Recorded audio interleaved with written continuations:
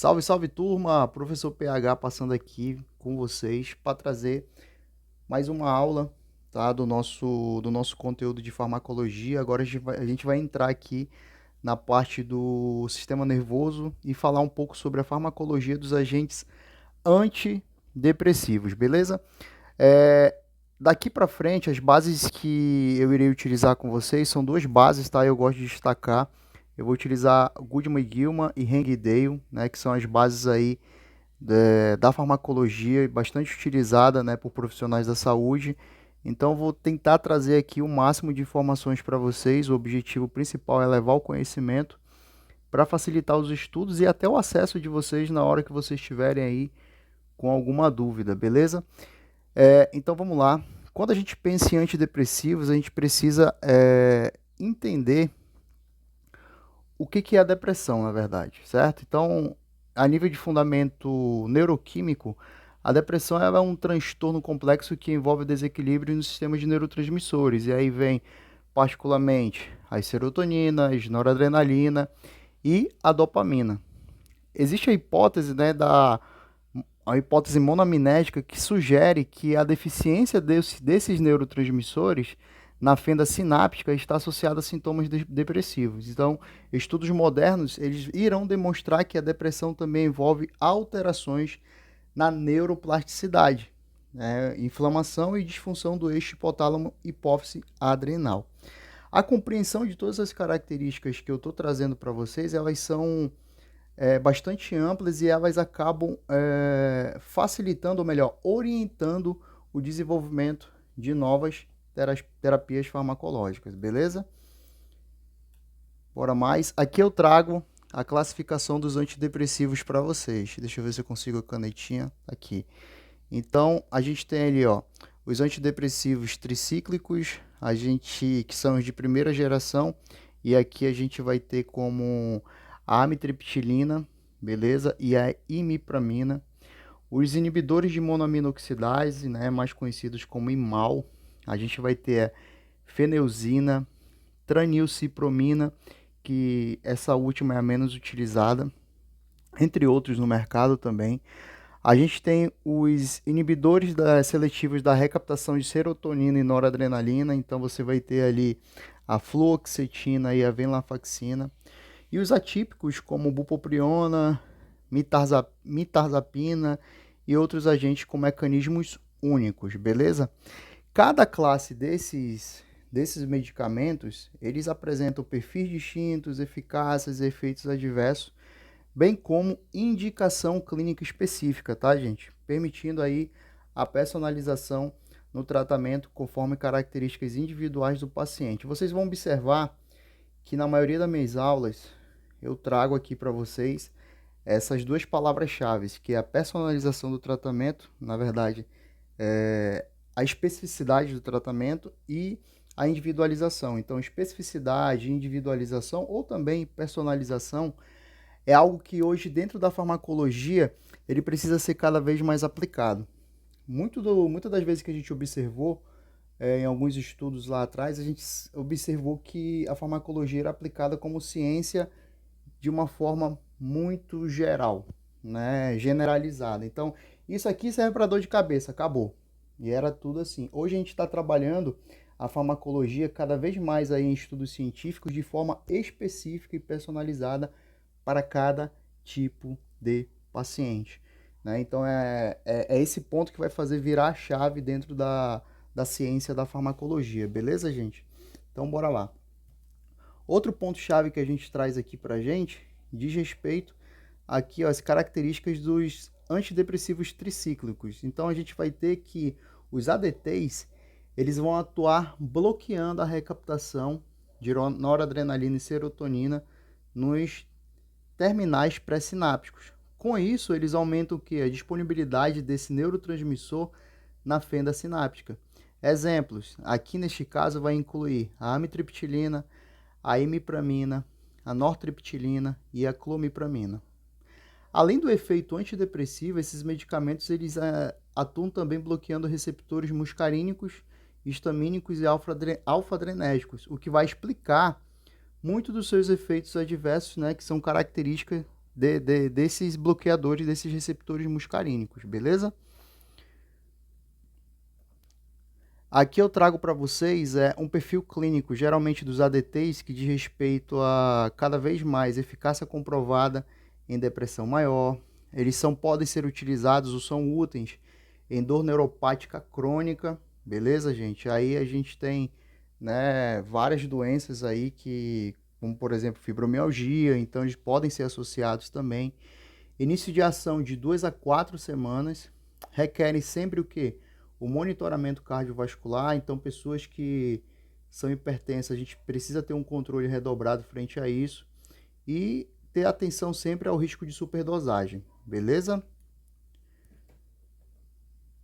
Efeitos adversos dos ADTs que podem ser considerados importantes, não que os outros que eu não vou citar não sejam, mas esses aqui requerem uma atenção redobrada. Então a gente tem ali os efeitos anticolinérgicos, que é boca seca, visão turva, constipação, retenção urinária, beleza? Confusão mental, especialmente em idosos. Esses efeitos podem resultar, ou melhor, resultam no bloqueio de receptores muscarínicos. Já a sedação e ganho de peso. Sonolência excessiva é devido ao bloqueio de receptores da H1, além do aumento do apetite e ganho ponderal. Este último aqui que afeta geralmente a adesão do tratamento. Então fica aí a dica, você que é farmacêutico clínico, você que é o médico, você que trabalha com clínica e você que está inserido dentro da equipe multidisciplinar, você precisa, quando estiver tratando de um paciente que faça utilização de ADT, trabalhar estratégias para que essa reação não seja tão exacerbada. A gente tem controle para isso. Então aí entra dieta, aí entra exercício físico, aí entra vários outros pontos que podem estar contribuindo com a minimização desse ADT. É óbvio que em alguns casos pode se tornar um pouco mais dificultoso, mas não é impossível. Beleza? Quando eu penso em efeitos cardiovasculares, a gente tem a hipotensão ortostática, taquicardia, alterações no ECG e contraindicações em pacientes com bloqueio cardíaco ou infarto recente.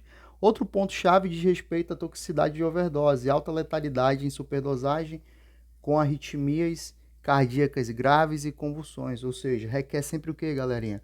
Cuidado especial em paciente com risco suicida. Fechou? Outro ponto aqui que a gente traz são os inibidores da monoaminoxidase, o IMAL, ou os IMALs, né? Que eles vão fazer o quê? Vão inibir a enzima monoaminoxidase, que é responsável pela degradação de serotonina, noradrenalina e dopamina no terminal pré-sináptico. E nesse caso a gente vai existir o que aqui? Vai existir dois tipos, os inibidores da aminoxidase A, considerados reversíveis, como a moclobemida, e os inibidores da monoaminoxidase B, gente, que geralmente eles são quem? Os seletivos, como a selegilina, beleza? Os inibidores não seletivos da monoaminoxidase, a gente vai ter aí a fenilzina e a tranilcipromina, tá bom, gente? Vou grifar aqui para vocês, ó, beleza? Que são altamente eficazes, mas raramente utilizados aí devido a interações alimentares. Então tem alta interação com alimento, que caracteriza aí uma alta lipossolubilidade na sua característica química. E medicamentos graves.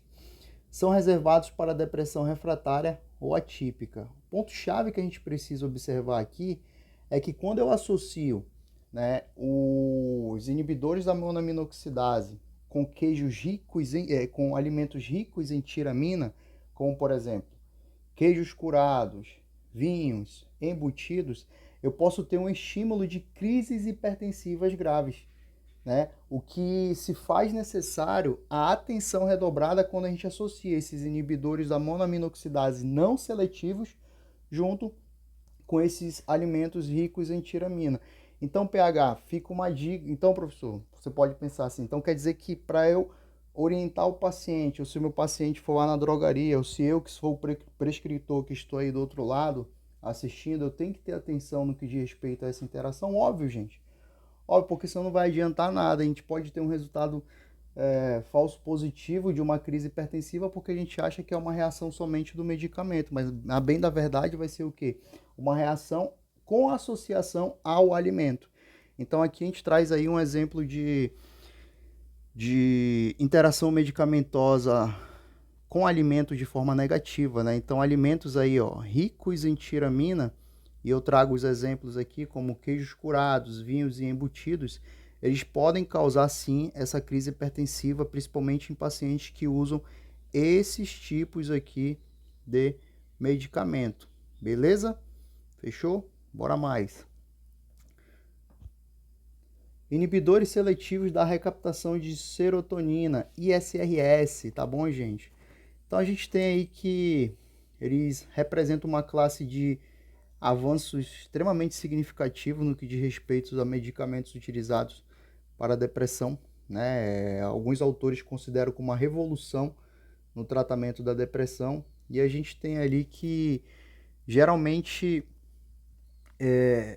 eles apresentam ali um perfil de segurança muito superior, né? Fluoxetina, sertralina, paroxetina, citalopram, escitalopram são os principais representantes aí desta classe.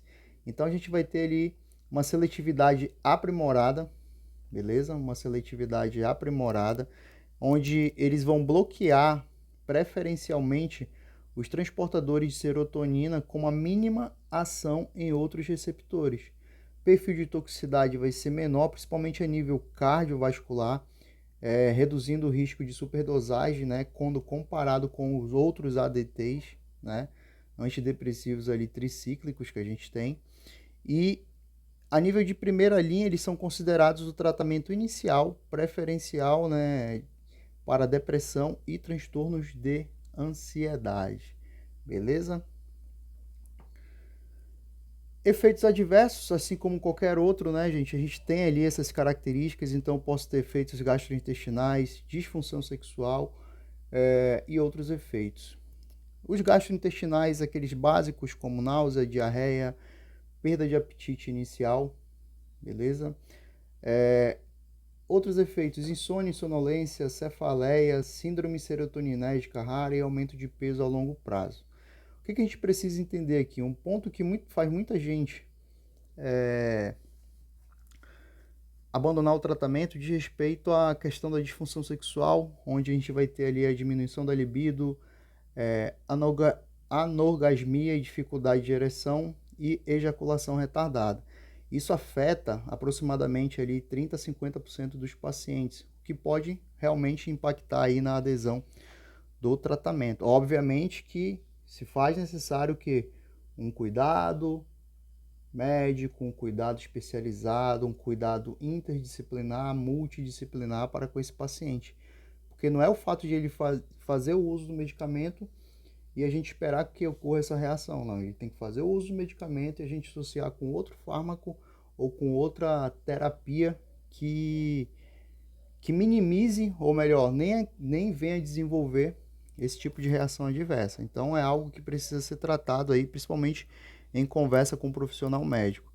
Então, outro ponto-chave diz respeito à síndrome da descontinuação.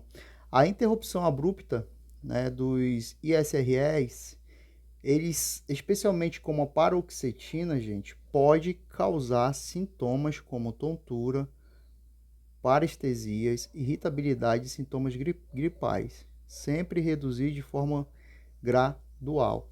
Aqui geralmente alguns colegas chamam de desmame, né? Então você tem que fazer ali o cuidado na retirada desse fármaco, beleza?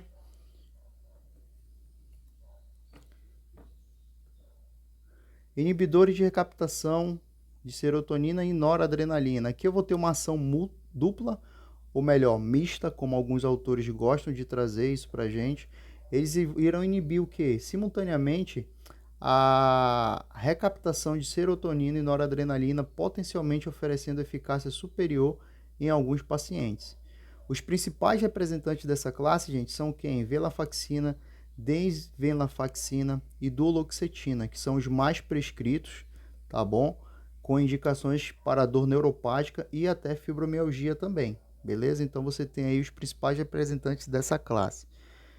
Considerações clínicas, eles podem causar elevação da pressão arterial em doses altas, requerendo monitoramento regular, especialmente com a venlafaxina. Antidepressivos atípicos, a gente tem ali uma infinidade aí de diversidade de medicamentos, mas a gente traz aí a bupropiona, que é um antidepressivo dopaminérgico. Ele possui um mecanismo único entre os antidepressivos que vai inibir a recaptação de dopamina e noradrenalina, beleza? Sem ação serotoninética significativa, ou seja, é particularmente útil ou vai ser útil em pacientes com sintomas de fadiga, hipersonia ou hipersônia e falta de motivação.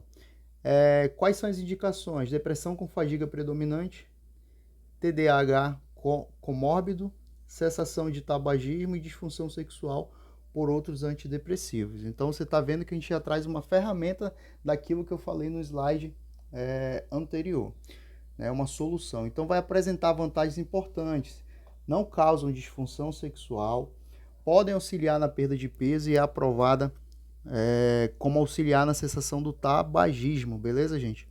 No entanto, está contraindicada em pacientes com transtornos convulsivos ou até bulimia, beleza? Outro medicamento utilizado classificados como antidepressivos atípicos, gente, tirando aqui a BUP, a gente tem a mitarzapina, que é um antagonista alfa-2. Ela vai bloquear receptores alfa-adrenérgicos pré-sinápticos, aumentando ali a liberação de noradrenalina e serotonina. Também antagoniza o que? Receptores 5-HT2, 5-HT3, o que vai explicar sua baixa incidência de náuseas e disfunção sexual. É sedativa, oroxígena e é útil também em pacientes com insônia e perda de peso associada à depressão. Beleza? O que é necessário, né, a gente orientar? Na verdade, isso aqui é mais para o profissional prescritor. O que é necessário considerar no que diz respeito ali à escolha de um antidepressivo? Primeiro, avaliar o perfil de sintomas, considerar os sintomas predominantemente como ansiedade, fadiga, insônia com perda de peso, avaliar o histórico médico, avaliação de comorbidades cardiovasculares, convulsões, glaucoma e outros fatores que podem influenciar a escolha segura, avaliar a resposta prévia, né, a resposta anterior a antidepressivos, histórico familiar e respostas que possam orientar e facilitar a seleção, e também avaliar o perfil, ou melhor, a tolerabilidade, que é o perfil de efeito adverso e o impacto na qualidade de vida desse paciente. Beleza? Isso aqui são extremamente fundamentais aí na escolha de um antidepressivo. Tempo de resposta para otimização. Isso aqui é bem importante, tá, gente? Quando a gente pensa em tempo de resposta, é óbvio que isso aqui vai variar de indivíduo para indivíduo. Porém, a gente tem ali um direcionamento padronizado, tanto que Hang, Dale e Gilman, Goodman e Gilman trazem para a gente nas suas referências. Você vai ter ali a semana 1 e 2. Quando tem o início da medicação, alguns efeitos adversos podem surgir antes dos benefícios terapêuticos. Então, aqui o que é necessário? Educar o paciente, né, e ter suporte, né, que serão essenciais. Então, quando a gente fala educar o paciente, aqui entra naquele ponto-chave que eu já falei em outras aulas. A gente precisa colocar o paciente como um protagonista. Ele precisa entender a real importância do que ele está tomando. Na semana 2 e 4, a gente tem ali os primeiros sinais de melhora que podem aparecer, especialmente em sintomas como sono e apetite e sintomas de humor que podem levar um pouco de mais tempo, né? Levar um pouco mais tempo para normalizarem. Na semana 4 e 8, a avaliação da resposta terapêutica, onde são considerados a resposta parcial e a melhora de 25% a 50% dos sintomas, ou até, dependendo do caso, uma melhora completa que fica em torno, ou melhor, acima de 50% do que estava sendo avaliado inicialmente. Na 8ª e na 12ª, se a resposta é inadequada, considerar o aumento de dose, tá? Ou troca de medicamentos, ou estratégia de potencialização com outro fármaco. Então você vê que aqui você tem um protocolo de otimização, um protocolo farmacoterapêutico desses tratamentos, beleza? Após a 8ª e a 12ª, você vai ter ali o que a gente chama de manutenção. Após a remissão, manter o tratamento por 6 a 12 meses, né, no primeiro episódio, ou mais tempo ali em episódios recorrentes. Então a gente precisa ter muito cuidado com isso. Até para debater com um profissional médico, a gente precisa ter esse direcionamento, beleza? Bora mais. Interações medicamentosas críticas aqui é um ponto bem chave, tá? Ponto crucial a nível de interação. A gente vai ter ali as síndromes serotoninérgicas, a gente tem a inibição do citocromo P450 e a gente tem os anti-inflamatórios e anticoagulantes. Quando a gente pensa em síndrome serotoninérgica, a combinação de inibidores da monoaminoxidase com ISRS e IRSN e outros agentes serotoninérgicos podem causar síndrome potencialmente fatal, como hipertermia, rigidez, alteração mental, instabilidade autonômica. O período de retirada, ou washout, é de 2 a 5 semanas, que deve ser obrigatório. Então precisa ter muito cuidado se associou esses medicamentos e ter esse período aqui de washout de 2 a 5 semanas para inserir um novo tratamento, beleza? Quando a gente pensa no citocromo P450, a gente tem ali que a fluoxetina e a paroxetina, elas são inibidores potentes da CYP2D6, tá bom, gente? CYP2D6, podendo aumentar níveis de beta-bloqueadores, antipsicóticos e codeína. Aí, ó, questão de concurso público para quem gosta, já caiu em algumas provas, tá? Então, se faz necessário ali o ajuste de dose para poder voltar, né, manter o equilíbrio, toda a questão endógena do paciente. Já com os anti-inflamatórios e anticoagulantes, a gente tem ali que os ISRS aumentam o risco de sangramento quando combinados com anti-inflamatórios não esteroidais, aspirina ou até anticoagulantes, devido à inibição da agregação plaquetária mediada por serotonina. Beleza? Aqui alguns casos especiais, tá, gente? Cuidado aí na questão da gestação e lactação. O tratamento da depressão na gestação requer uma avaliação de risco e benefício. A depressão não tratada pode levar a complicações obstétricas, baixo peso ao nascer e problemas de desenvolvimento. Já quando a utilização de ISRS, especialmente a sertralina, são considerados relativamente seguros, com menor riscos teratogênicos, mas precisa de cuidado. A paroxetina deve ser evitada no primeiro trimestre e a decisão deve ser individualizada com o paciente. Em idosos, são os mais sensíveis, né, a efeitos adversos e interações medicamentosas. Quando utilizando os antidepressivos tricíclicos, devem ser evitados devido ali ao risco de cardiovascular e anticolinérgicos. Já os ISRS são o quê? São os preferidos, mas se faz necessário ter atenção devido ao estímulo de hiponatremia, né, risco de quedas, entre outros fatores. Iniciar com doses menores e titular de forma lentamente, ou seja, start low, go slow. Então, inicia com dose menor e aumenta de forma gradual. Crianças e adolescentes, fluoxetina é o único ISRS aprovado para depressão pediátrica, tá bom, gente? Monitoramento, é óbvio que já tem outros agora no mercado, mas se faz necessário ali um monitoramento rigoroso para aumento de ideação suicida, especialmente nas primeiras semanas, onde é mandatório, beleza? Perspectivas futuras, a gente tem ali, né, gente, novos alvos terapêuticos, cada vez mais a pesquisa científica buscando. Então, pesquisas exploram moduladores do sistema glutamatérgico, como a cetamigina, e que demonstra efeitos antidepressivos rápidos em depressão resistente. A farmacogenética, já falei um pouco sobre isso, né, dentro do nosso módulo aqui de farmacogenética, que sempre vai ser baseado no perfil metabolizador individual do citocromo P450. Psicodélicos, substâncias como a psilocibina, que estão sendo investigadas em ensaios clínicos controlados para depressão refratária. Beleza? E aqui a nível de perspectiva futura, né, gente? Perspectivas futuras e conclusão, eu trago aqui para vocês que o tratamento da depressão evolui, né, de forma significativa. Cada vez mais a gente tem novos fármacos, porém a gente precisa trazer aquele ponto-chave que eu mencionei já, que a escolha deve ser individualizada, considerando sempre o que? As características do paciente, da doença, e se faz necessário monitoramento adequado, suporte psicossocial, que isso vai facilitar ali ou maximizar os resultados terapêuticos.